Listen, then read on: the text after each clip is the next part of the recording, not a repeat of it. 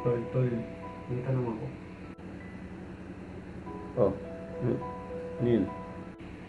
Anong gagawin mo kapag yung mahal mo na babae may mahal ng iba? Paano ba yan? Simple lang. Kailangan mo lang tanggapin yung katotohanan. Katotohanan na hindi ka niya kayang mahalin. Na hanggang kaibigan lang turing niya sa'yo. Kasi hindi mo naman siya pwedeng pilitin na mahalin ka, di ba? Kaya, truth hurts. Oo. Pero, yun yung tama. Kasi tol, ganito lang yun. Kung mahal mo talaga siya, kung saan siya masaya, doon ka na lang din.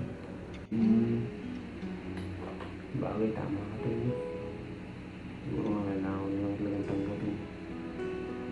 Kailangan ko lang talagang tanggapin na hindi siya para sa akin. No? Yun nga lang talagang masakit. Kasi mahal ko talaga siya tol. Mahal ko talaga siya. Pero tulad ng sabi mo, kung talagang mahal ko siya, doon ako sa siya masaya, di ba? Wait nga. Sino ba yung napakaswerteng babae na yan, ha? Pakilala mo nga sa akin. Balik.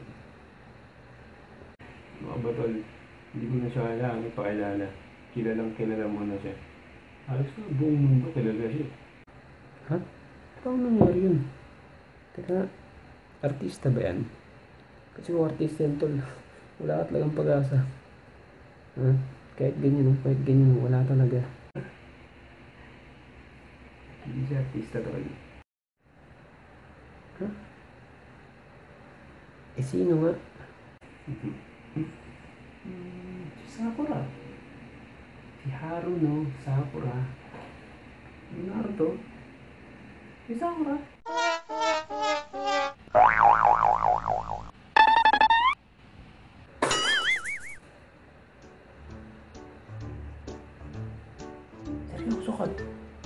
Seryoso ka ba? Ang seryoso. Nakaloko ka naman ito, no? Seryoso ako sa pagpayo sa'yo. Kala ko naman totoong tao yung kinaiinlaban mo. Hindi trip ka ba, tol, ha? Hindi trip ka.